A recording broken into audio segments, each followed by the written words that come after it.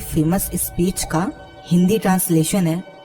इसे सुनने के बाद एक बात की गारंटी मैं देता हूँ कि आप बहुत दुखी होंगे और उसके बाद आपके लिए कहानी इतनी इंस्पायरिंग हो जाएगी ना कि आप इस कहानी से प्यार करने लगेंगे। आप ये समझ जाओगे कि जीवन में इतना संघर्ष भी होता है।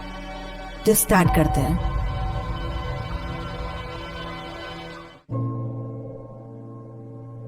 सब मेरी डिसेबिलिटी देखते हैं, मैं अपनी एबिलिटी देखती हूँ। सब मुझे डिसेबल्ड बोलते हैं, मैं खुद को डिफरेंटली एबल्ड बोलती हूँ। आपके जीवन में कुछ दुर्घटनाएं होती हैं और वो घटनाएं आपको तोड़ती हैं, परेशान करती हैं, पर वो आपको बेस्ट बना देती हैं। और यही सेम चीज मेरे साथ भी हुई। मैं 18 साल की थी जब मेरी शादी हो गई। मेरे पिताजी चाहते थे कि मेरी शादी हो जाए और मैंने उस वक्त यही कहा कि अगर इससे आपको खुशी मिलती है तो मैं ये करूंगी। और हाँ, ये कभी भी एक हैप्पी मैरिज नहीं थी। शादी के लगभग 2 साल बाद ही मेरा कार एक्सीडेंट हो गया। किसी वजह से मेरे पति को नींद आ गई और कार गड्ढे में जा गिरी। उन्होंने कार से बाहर कूदकर खुद को बचाया। मैं उनके लिए बहुत खुश हूँ, पर मैं कार के अंदर रह गई और मैंने बहुत सारी इंजरीज को सस्टेन किया। लिस्ट बहुत लंबी है, डर मत जाना। मेरी कलाई फ्रैक्चर्ड थी, कंधे की हड्डी और कॉलर बोन फ्रैक्चर थी। मेरा पूरा रिब केस फ्रैक्चर था और रिब केस की इंजरी की वजह से मेरे लंग्स और लीवर भी बुरी तरह इंजर्ड थे। मैं सांस नहीं ले पा रही थी। मैंने अपना यूरिनल बावल कंट्रोल खो दिया था, इसीलिए मुझे बैग पहनना पड़ता है जहां भी मैं जाती हूँ। मेरी बैकबोन्स की 3 वर्टिब्रा पूरी तरह से टूट चुकी थी और मैं अपने बचे हुए जीवन भर पैरालाइज्ड रहने वाली थी। मैं उसके बाद एक हॉस्पिटल पहुंची जहां मैं लगभग 2.5 महीने रही। मेरी कई सारी सर्जरीज हुई। एक दिन डॉक्टर मेरे पास आए और उन्होंने कहा, मैंने सुना है कि तुम एक आर्टिस्ट बनना चाहती थी, पर तुम एक हाउसवाइफ बन गई थी।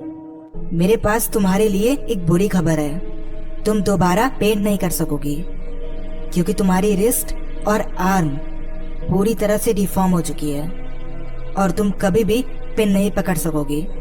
अगले दिन डॉक्टर फिर आए और मुझसे कहा, तुम्हारी रीढ़ की हड्डी की इंजरी बहुत बुरी है, तुम कभी भी दोबारा चल नहीं सकोगी क्योंकि तुम्हें स्पाइन इंजरी है और तुम्हारे बैक में फिक्सेशन है।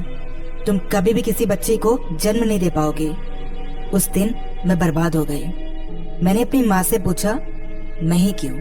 और तब से मैंने अपने वजूद पर क्वेश्चन करना शुरू कर दिया कि मैं जिंदा ही क्यों हूँ। और तब मैंने ये महसूस किया कि शब्दों में भी आपको आराम देने की ताकत होती है। मेरी माँ ने मुझसे कहा कि ये वक्त भी गुजर जाएगा, भगवान के पास तुम्हारे लिए इससे अच्छा प्लान है। मुझे नहीं पता कि वो क्या है, पर उसके पास था। और उन सभी परेशानियों और दुख के बीच वो शब्द इतने जादुई थे कि उन्होंने मुझे चलते रहने का साहस दिया। एक दिन मैंने अपने भाई से कहा, मैं जानती हूँ कि मेरे हाथ डिफॉर्म्ड हैं, पर मैं हॉस्पिटल की इन सफेद दीवारों को देखकर थक चुकी हूँ। इन सफेद कपड़ों को पहनते पहनते थक चुकी हूँ। मैं अपने जीवन में रंग भरना चाहती हूँ। मैं कुछ करना चाहती हूँ। मुझे कुछ कलर्स दो, मुझे कोई छोटा सा कैनवस दो, मैं पेंट करना चाहती हूँ। तो उसके बाद पहली पेंटिंग जो मैंने बनाई थी वो थी ऑन माई डेथ बेड, जहाँ पर मैंने पहली बार पेंट किया। वो केवल आर्ट का एक पीस जो मेरा पैशन नहीं था, वो मेरी थेरेपी थी। और उसके बाद मैं डिस्चार्ज हुई और मैं घर वापस गई। और जब मैं घर गई तो मैंने रियलाइज किया कि मेरे पीछे शरीर में कई सारे अल्सर्स हो गए हैं और मैं बैठ भी नहीं सकती थी। मेरे पूरे शरीर में कई सारे इन्फेक्शंस थे, कई सारी एलर्जीज थी। तो डॉक्टर्स चाहते थे कि मैं बेड पर सीधा सीधा लेटूं। 6 महीने के लिए नहीं, 1 साल के लिए भी नहीं, 2 साल के लिए मैं बेड पर लेटी रही, उसी एक कमरे में बंद, खिड़की से बाहर देखते हुए, चिड़ियों की आवाज को सुनते हुए और ये सोचते हुए कि एक दिन ऐसा वक्त आएगा जब मैं बाहर जाऊंगी अपने परिवार के साथ और मौज मस्ती करूंगी। ये वो वक्त था जब मैंने रियलाइज किया कि लोग कितने किस्मत वाले होते हैं। उस समय ये मैंने महसूस किया कि जब मैं बैठना शुरू कर दूंगी मैं इस दर्द को सबको बताऊंगी, उन्हें ये महसूस कराने के लिए कि वो कितने किस्मत वाले हैं और वो खुद को लकी मानते ही नहीं है। उस दिन मैंने डिसाइड किया कि मैं अपने डर से लड़ने वाली हूँ। हम सभी के अंदर डर होते हैं, अनजाना डर, लोगों को खोने का डर, स्वास्थ्य, पैसा खोने का डर।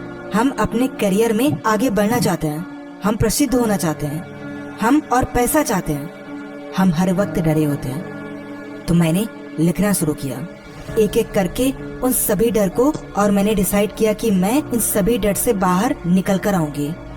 आपको बताया मेरा सबसे बड़ा डर कौन सा था? डिवोर्स। मैं उस इंसान के पीछे पड़ी थी जो मेरे साथ रहना भी नहीं चाहता था, पर मैंने कहा कि नहीं, मुझे इस रिश्ते को चलाना होगा। पर वो दिन जब मैंने ये डिसाइड किया कि ये केवल मेरा डर है और कुछ नहीं, मैंने खुद को अकेला कर लिया, उसे फ्री कर दिया, और मैंने खुद को इमोशनली इतना स्ट्रांग बना लिया कि वो दिन जब मैंने ये न्यूज़ पाई कि वो शादी कर रहा है, मैंने उसे एक मैसेज किया कि मैं तुम्हारे लिए बहुत खुश हूँ और आगे जीवन के लिए ऑल द बेस्ट। और वो जानता है कि मैं आज भी उसके लिए दुआएं मांगती हूँ। दूसरा डर था कि मैं कभी माँ नहीं बन सकूंगी, और ये मेरे लिए बहुत दुख भरा था। फिर मैंने ये सोचा कि दुनिया में कितने सारे बच्चे हैं, उन्हें बस चाहिए तो कोई स्वीकार करने वाला। तो रोने का कोई मतलब ही नहीं है, जाओ और किसी एक को गोद ले लो। और मैंने यही किया। लोग सोचते हैं कि उन्हें कोई और स्वीकार ही नहीं करेगा, क्योंकि हम इन परफेक्ट पीपल्स के संसार में इम्परफेक्ट हैं। तो मैंने डिसाइड किया कि इसकी जागरूकता के लिए एनजीओ खोलने के बजाय जो मुझे बताए किसी की हेल्प नहीं करेगा, मैं लोगों के सामने ज्यादा आने लगी। मैंने पेंट करना शुरू किया। मैंने निश्चय किया कि मैं पाकिस्तान नेशनल टीवी में एज एन एंकर काम करूंगी, और मैं कई सारे शोज कर रही हूँ। पिछले 3 सालों से मैं नेशनल गुडविल एम्बेसडर बन गई UN वुमेन पाकिस्तान के लिए, और अब मैं महिलाओं बच्चों के अधिकार के लिए बोलती हूँ।